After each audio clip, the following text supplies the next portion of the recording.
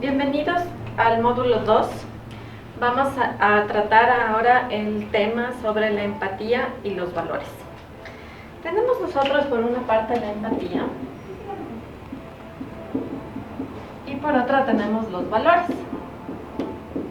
Listo.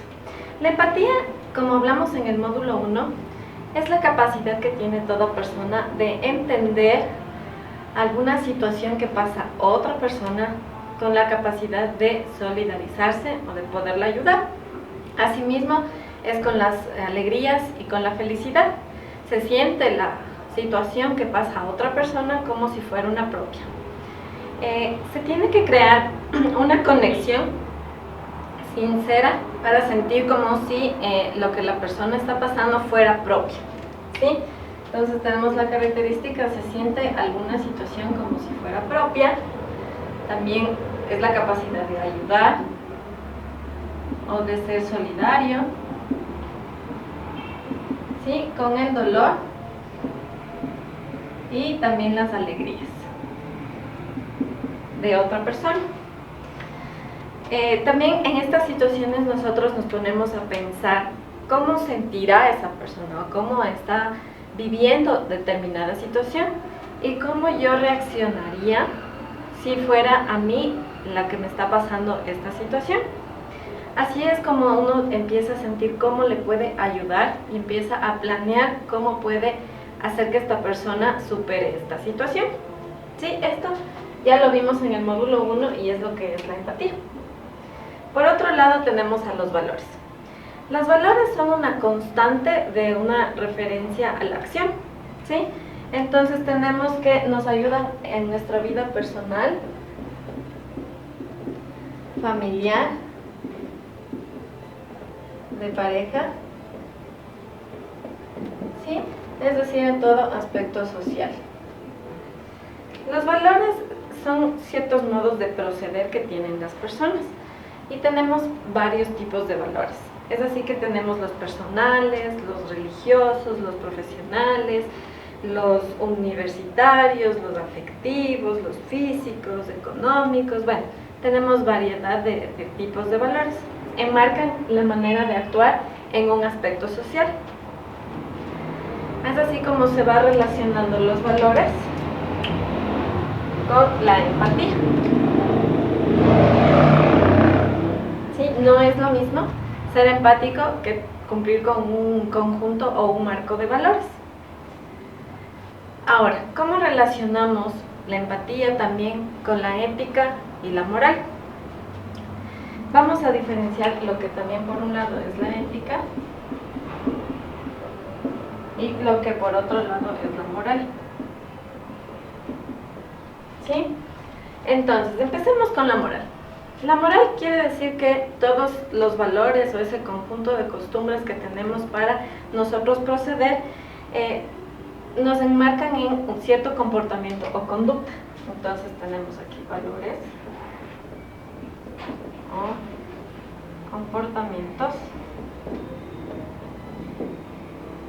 que tenemos, ¿sí? Entonces, cuando cumplimos cierto conjunto de valores, es decir que nosotros cumplimos con cierta moral. Ahora la ética. En cuanto a la ética, nosotros hacemos un estudio crítico y positivo en cuanto a poner en práctica las actitudes o las conductas según líneas de acción que vienen a ser los valores. Entonces, la ética es un actuar práctico de los valores, este conjunto de valores. Entonces, si yo tengo un conjunto de valores, es decir que estoy actuando con moral, ¿sí? Y ponerlos en práctica a estos valores quiere decir que estoy actuando con ética. Es así como yo relaciono todos los valores que yo tengo con cómo aplico la empatía. Ahora, sabiendo estas circunstancias, ¿cómo es que nosotros también encontramos cierta motivación como seres humanos? Vamos a analizar también lo que es la motivación. La motivación puede ser intrínseca o puede ser extrínseca. ¿Qué quiere decir intrínseca? Quiere decir que nace del yo. Y la extrínseca quiere decir que viene desde afuera, viene de otras personas, es decir, del ambiente social en el que nosotros nos desenvolvemos. Entonces tenemos aquí la motivación. Como les explicaba, podemos tener dos, que viene a ser acá la intrínseca, que viene del yo, y la extrínseca, que viene de otros. Siempre tenemos las dos motivaciones dentro de nosotros. Actuamos por este tipo de motivaciones. Es el motor que nos anima a hacer ciertas cosas. Por un lado, como les decía, la intrínseca, nosotros tenemos ciertas causas, ¿sí? O razones por las que hacemos alguna cosa. Y estos obedecen a factores psicológicos, biológicos y hasta sociales, pero son motivados por mí mismo, por el bien que yo quiero para mí.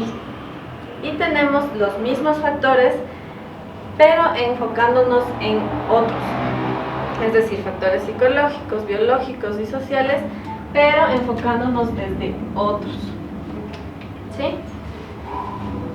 Según estas formas de ver a la motivación, yo les traigo 3 teorías motivacionales. La una y la más conocida, o la que más se aplica en la vida, es la teoría de Maslow. Nosotros tenemos una pirámide aquí. Entonces, esta pirámide a nosotros nos indica cómo es que nosotros vamos cumpliendo nuestras necesidades y vamos alcanzando objetivos según lo que nos motiva. Entonces, a medida que nosotros vamos cumpliendo necesidades, vamos ascendiendo en las escalas de la pirámide. Entonces aquí tenemos las necesidades fisiológicas o biológicas. Entonces, cuando tenemos hambre, cuando tenemos sed o queremos alguna necesidad básica, estamos en la base de la pirámide. Luego tenemos las necesidades de seguridad. Las necesidades de seguridad tienen que ver en cuanto nosotros nos sentimos seguros de tener una vivienda, de tener lo nuestro, de no depender de nadie. Eso nos da a nosotros seguridad. Y si lo enfocamos al trabajo, si es que tenemos un trabajo, tenemos medios para poder satisfacer nuestras necesidades de comida, de alimento, de estar bien en la familia. Y las de seguridad nos dan la estabilidad para poder seguir cumpliendo más objetivos. Luego tenemos las necesidades de estima. Nosotros, mientras ya hemos cumplido estas necesidades, ahora buscamos que la gente nos quiera por lo que nosotros hacemos. Sí, entonces buscamos la estima, el aprecio, la gratitud de otras personas. También tenemos las necesidades sociales. Las necesidades de estima y sociales van de la mano. Necesitamos estar relacionados con más personas, necesitamos estar en un ambiente en el que se nos reconozca por nuestro trabajo, y también tenemos las de autorrealización. Las de autorrealización quiere decir que nosotros ya hemos cumplido las necesidades anteriores y ahora nos motivamos a hacer más cosas, a seguir una maestría, un doctorado, a que se nos reconozca más socialmente, y eso significa que vamos ascendiendo en la pirámide. Y así vamos haciendo cosas tanto intrínsecas como extrínsecas, como les mencioné. Ahora tenemos también la teoría del condicionamiento de Skinner. Aquí nosotros vamos a ver lo que, por un lado, tenemos los refuerzos positivos y por otro tenemos los refuerzos negativos, o lo que la gente llama castigo. Cuando nosotros queremos, esto sirve para modificar la conducta, ¿no? Cuando nosotros queremos que una persona tenga cierto proceder o comportamiento, les ponemos en esta situación y según la actitud o el comportamiento que nosotros esperamos que tenga, vamos a darle o otorgarle un refuerzo positivo o un refuerzo negativo, ¿sí? Entonces, por ejemplo, el refuerzo positivo podría ser algo que le gusta al individuo, algo que le da ganas de volver a tener. Puede ser, digamos, un chocolate, un caramelo, un premio, ¿sí? Entonces así nosotros reforzamos cierto proceder en cierta situación. Y el refuerzo negativo se da cuando no queremos que esta persona tenga ese proceder o siga con esa actitud, y ahí damos este refuerzo negativo, pero no como castigo, ¿sí? Digamos en el trabajo. En el trabajo nosotros decimos las multas. Si alguien comete un error o si alguien no hace algo bien o llega muchas veces atrasado al lugar de trabajo, se le multa, y eso es un castigo, porque le afecta a la persona en sus bases, que son ganar un sueldo para cumplir sus necesidades biológicas o fisiológicas, ¿sí? Entonces él lo ve como castigo, pero no hay que verlo como un castigo, sino la multa es el castigo. Pongámosle a hacer algo que la persona no siente que se desarrolla demasiado, y así damos un refuerzo negativo y esta persona no va a volver a infringir en esa actitud. Hay que buscar cosas que no le afecten a la persona, que no sienta que se están yendo en contra de él, sino que le están ayudando a que vea que es capaz de hacer algo más.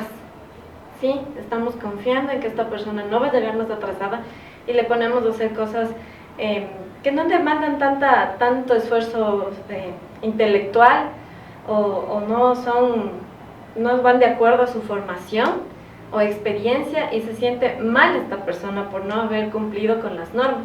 Y ahí es cuando nosotros estamos hablando de refuerzo negativo más que de un castigo.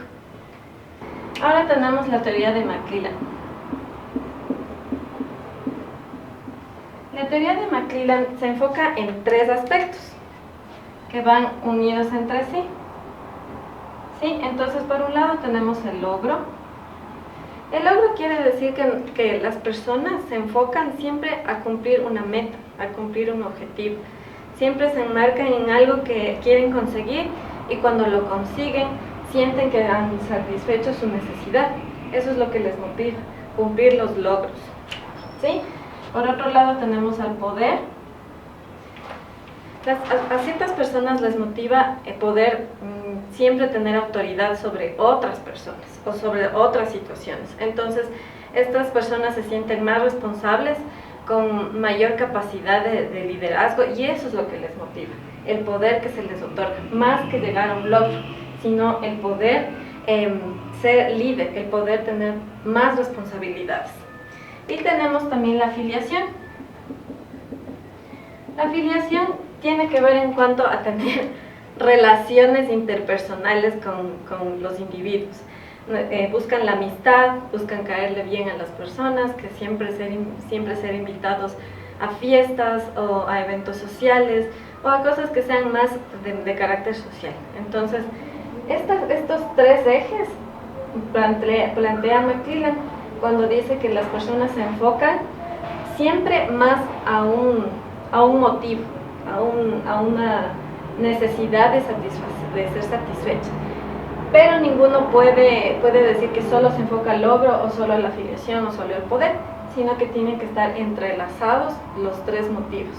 Una persona no puede llegar sola a cumplir sus objetivos, necesita de amigos, necesita de una red de apoyo. Y cuando llega a estar en lo alto, en la cumbre de dirigir a algo o a alguien, necesita esta forma de marcar objetivos, de marcar metas, y de la gente que lo va siguiendo, ¿sí? Entonces estas son las 3 teorías motivacionales que yo les traigo, para que ustedes puedan darse cuenta cómo es que la motivación también influye en nuestra manera de proceder. Las situaciones en las que podemos ver la empatía o darnos cuenta si somos empáticos son, por ejemplo, en la tristeza por la pérdida de un ser querido que siente una persona. Ahí es cuando nosotros podemos demostrar que sí entendemos lo que puede estar pasando esta persona, darle consuelo y decirle que la persona que perdió fue muy significativa, y darle mucho apoyo para que supere esta situación. Otra puede ser el momento de las grandes alegrías, cuando se alcanza una graduación, un matrimonio. Entonces ahí también se puede demostrar la empatía. En la presentación que les vamos a mandar tenemos varias situaciones en las que ustedes pueden comprender cómo se puede dar la empatía. Por ejemplo, ayudar en los quehaceres del hogar, hacer las compras de la casa, o mantener en orden el sitio de trabajo, el lugar donde uno pasa en su casa, También puede ser no esperar retribución cuando ayuda a otra persona, ser amable en la calle con otras personas. Bueno, ustedes analizarán en la presentación este tipo de situaciones. Otro aspecto que nosotros vamos a ver son los roles. Tenemos los roles de los hombres y de las mujeres, es decir, el rol de género básicamente. Y aquí nosotros podemos darnos cuenta que son muy dependientes de lo que la sociedad marca, de lo que la sociedad dice, es como se desenvuelven o van desempeñándose tanto hombres como mujeres. Si pensamos hace unos 30 o 40 años, las mujeres no tenían muchos derechos, pero ahora las mujeres pueden votar, pueden trabajar, pueden estudiar, pueden ocupar cargos también que usualmente eran solo para hombres, pueden utilizar métodos anticonceptivos, pueden determinar si quieren o no quieren tener hijos, pueden escoger libremente su pareja sin que sea impuesta por sus padres. Entonces se ha desarrollado mucho lo que es el rol de la mujer. Ahora los hombres ya no son simplemente las personas que mantienen el hogar, comparten también este tipo de responsabilidades con sus parejas.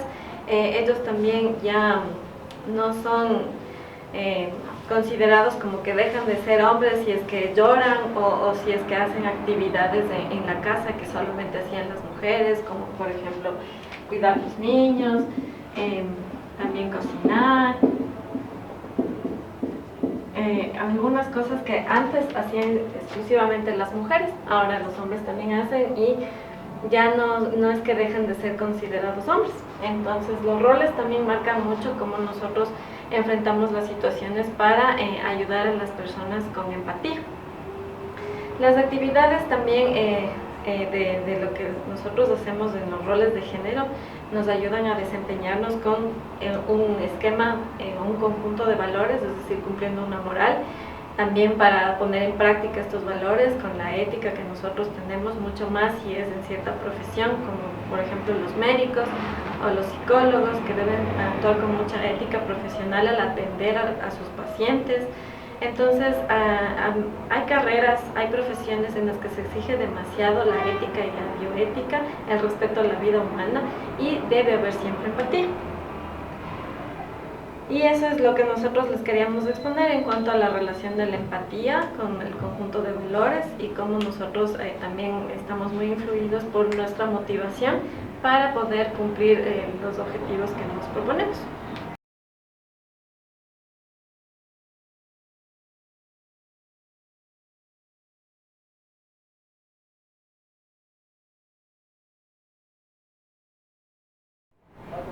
¿Cómo están? Buenos días, bienvenidos al módulo 3. En este módulo nosotros vamos a hablar acerca de las competencias, ¿sí? Especialmente de las competencias comportamentales. Para entender esto, primero vamos a analizar lo que es una competencia. Una competencia quiere decir cierta habilidad que nosotros tenemos para cumplir con algo. Esta habilidad puede darse en conocimiento, puede darse por experiencia o puede ser en actitud.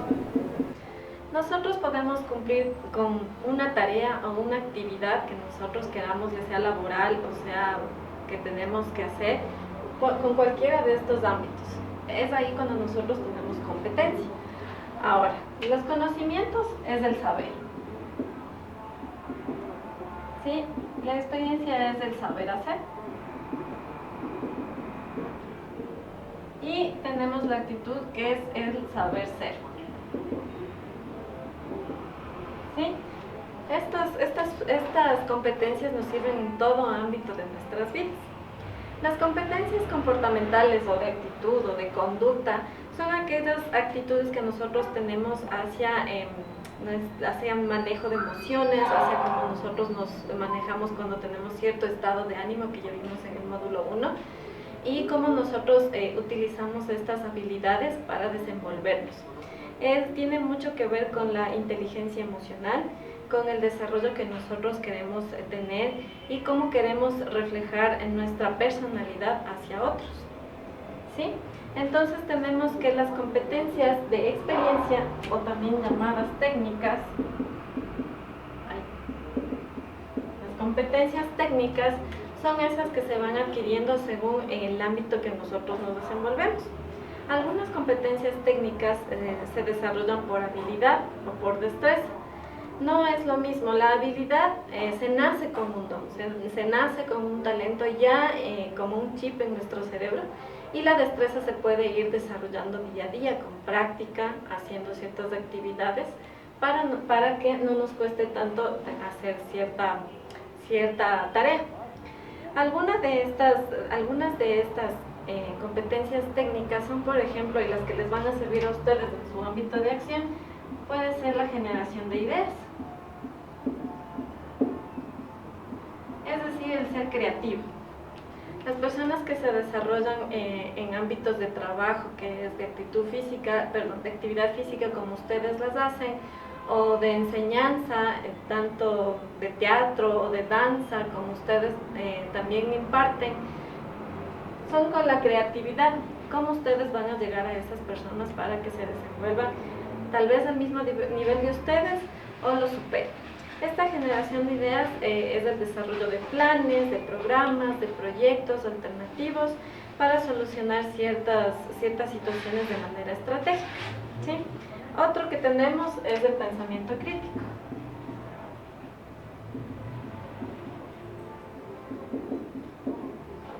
El pensamiento crítico nos sirve para poder analizar ciertas situaciones y poder nosotros tener cierta actitud o cierta forma de proceder en el momento en el que vamos a resolver una situación.